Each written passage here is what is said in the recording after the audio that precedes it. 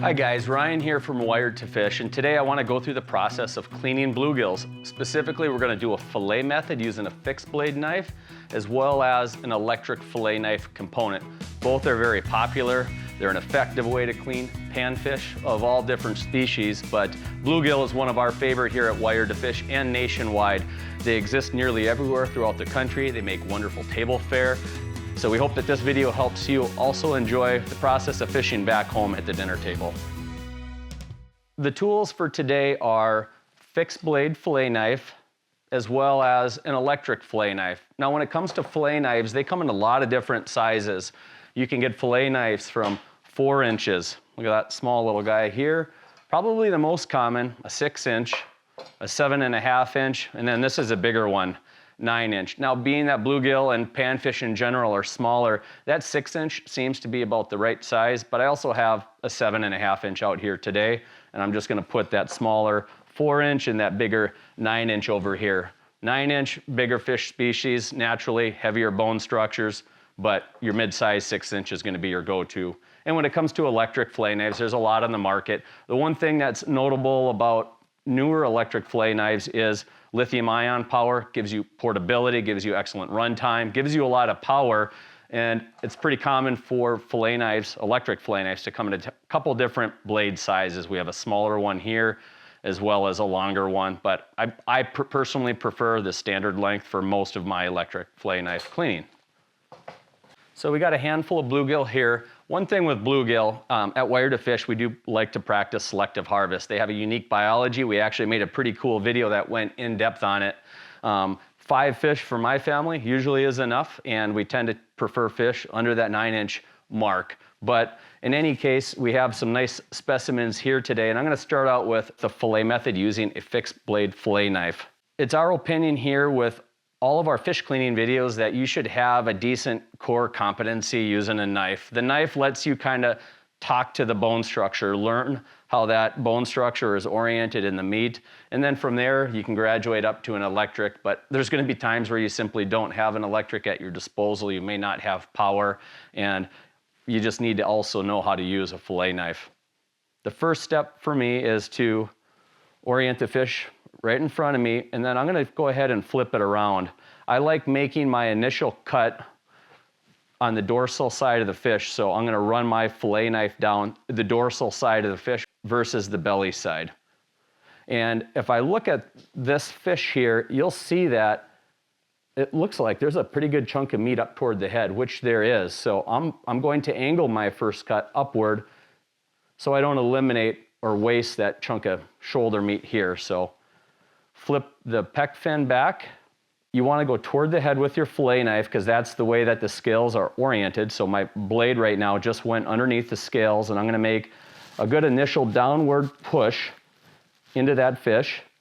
And then I'm just pushing the knife up here toward that head. So I'm angling to get some of that head meat. That's my initial cut. And you'll easily feel through a fillet knife that backbone. Bluegill have a pretty bony structure, so don't worry about cutting through that. You'll definitely know when you hit that, and then naturally he'll stop. So that's a clean cut in. Now what I'm going to do is bring that knife in toward the top here, and I'm gonna turn it back toward the tail, and I'll kind of flip the fish toward you here, and I'm gonna use the tip of that fillet knife. And a fillet knife is built for this purpose. It has a lot of dexterity. It's relatively thin, and it lets you feel or ride that blade along a bone structure. So I just brought that fillet knife down the bone here, the rib cage, and then when you get on the back side of the rib cage about here, you'll notice that you can push that fillet knife through all the way. So I'm just gonna ride the bone structure all the way through, and I push the fillet knife out down here on the belly side. And with an angle on the knife, because I want to ride that blade down the rib cage, I'm just going to make incremental pushes like that. And I pushed it all the way through. Now what I'm going to do is just take my thumb and my index finger, and I'm just going to come in and start running that knife along that rib cage, and then I'm going to round it around that rib cage. there, cut it all the way through. Look at that. No wasted meat. Then I like to turn, when I get over that rib cage, I like to turn my knife this way and start filleting almost down the other side of that rib cage, all the way down to the belly. There you go. Very little wasted meat. Now on this particular fillet, I did leave a couple of rib cage bones in here, so with the fillet knife, that's just real easy to go remove those. Generally speaking, if you want to give people a positive experience with fish, from my experience or my perspective, remove all the bones. Nobody likes to chew on bones with fish, and it's real easy to do a cleanup work with a good fillet knife like this. So that's one bluegill fillet. And this is where you may want to grab your longer knife. I kind of like a little bit more blade when I remove the skin from these fillets. Good sharp knife. Just back and forth. Again, a little downward angle on that knife against the skin to remove it. And there we go. The last step of the process is going to be removing the pin bones. And most common freshwater game fish that we eat have a little strip of bones right here. The bone structure on salmonids and trout is different, but bluegill, crappie, walleye, perch, pike, those types of fish have a little strip of bones right here, and you can easily feel it. So take your index finger and just run it down, and it's almost where the lateral line is, and all I'm going to do is make a cut down on the top side, and you'll feel it. You'll feel those bones with your knife. Make sure to remove all of them. Don't cut through the bones, and then make a cut on the bottom side. And you're just left with a little piece like this, and that's full of bones, and now you have a bone-free piece of meat. When we're done cleaning all these fish, we like to go to some cold water, rinse them off. Any remaining blood, scales, that type of stuff, residue is removed, and you're just left with pure meat. Same thing on the other side. I'm going to flip that fish over now. I'm just going to work the opposite way, but similar to that first fillet, I do like the dorsal fin toward me for making that cut down the rib cage. So run that knife under that pectoral fin, work it downward, up toward the head. So you can see there, I mean, I'm really working that way just because bluegills have a nice chunk of meat up here, and most fish do as well, versus going straight down. Take your knife, easily feel that with a good fillet knife, with a purpose-built fillet knife. And then once you get on the back side of that rib cage, push that knife all the way through, work it on down. And then here, I just kind of start rounding that fillet knife around the rib cage.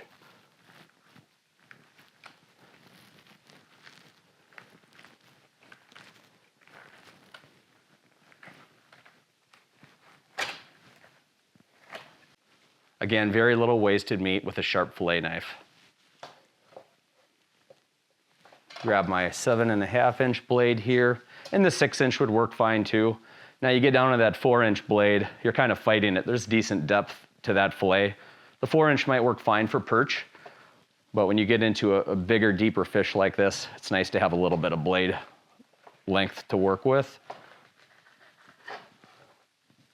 There's that.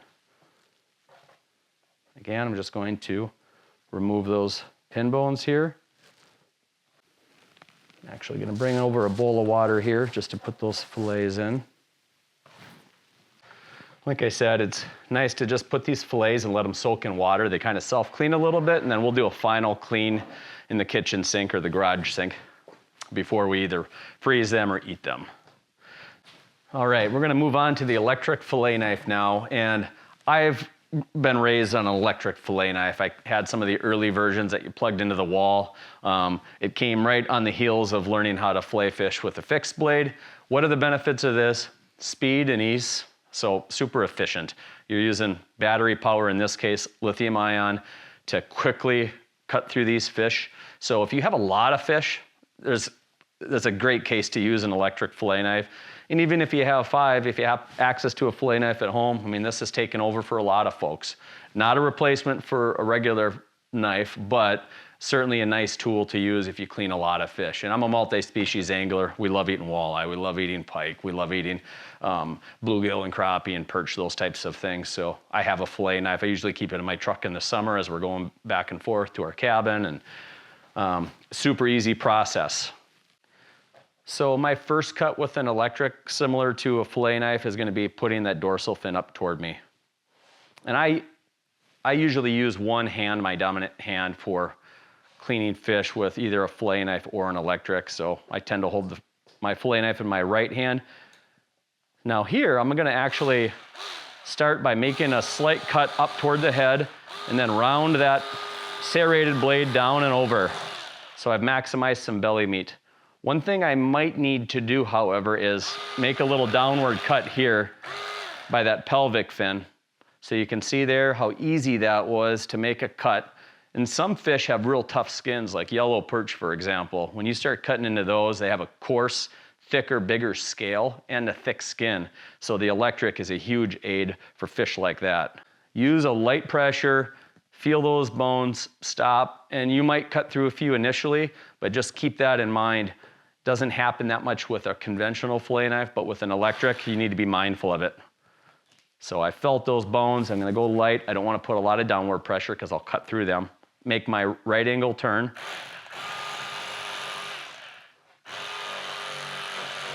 And then very similar to the conventional fillet knife, I can feel those bones and you can hear it. Just running that fillet knife down. This is called a rib cage method. So rather than taking this electric like we did with the conventional fillet knife and going around the rib cage, we're simply cutting through that rib cage. So we're gonna have to remove that rib cage later, but you can see there, very, very clean fillet. This is the best way to get a real precision, almost manufactured looking fillet. I also wanna point out, however, that there's a tiny bit of belly meat here that I don't lose with a conventional fillet knife that, despite trying a lot, I have a hard time getting just that tiny bit down there. And I always like to do better and try to, improve my yield on a fish. But that's one area to keep in mind with fish, is making sure you have some downward pressure so you don't lose too much of that belly meat. So you could either remove that fillet completely and skin it, then remove the bones.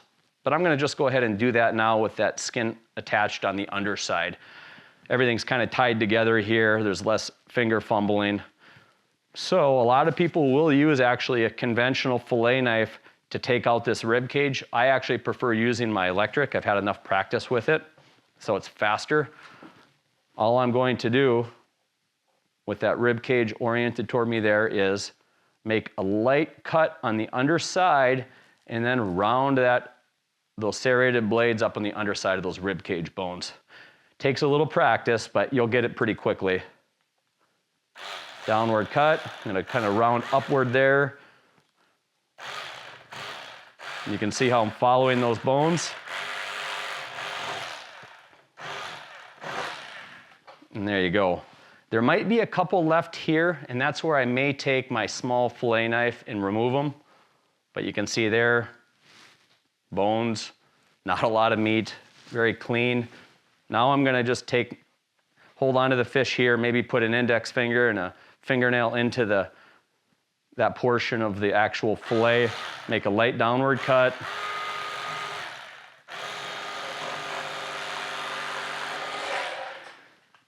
And there you go. Real clean fillet. And I always have my regular fillet knife at hand. Again, I can remove some of that little top meat there. And I do prefer a fillet knife for removing the pin bones.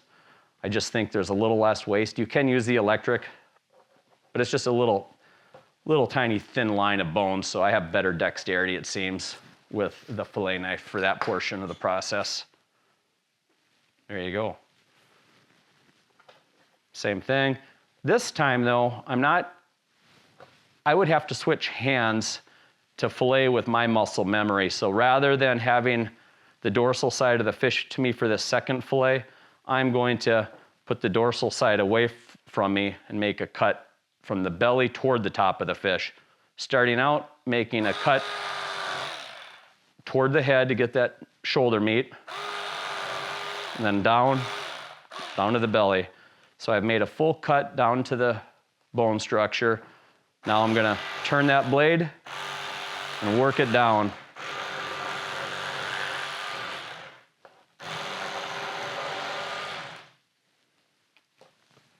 Flip it over. I'm actually gonna do a full removal here. So that's just fish carcass. Not a lot of wasted meat with either method if done properly. I flip the fillet and I just do the same process from the other side. Light cut in.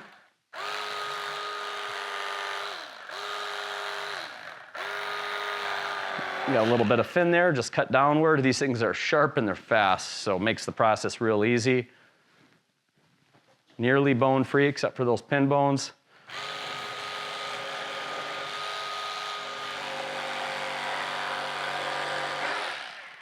One thing I see with a lot of folks is they'll actually just bypass all that belly meat. They cut it off, and I find that wasteful. There's enough meat there to make it worth your while to remove that thoughtfully, get as much meat off the fish as possible.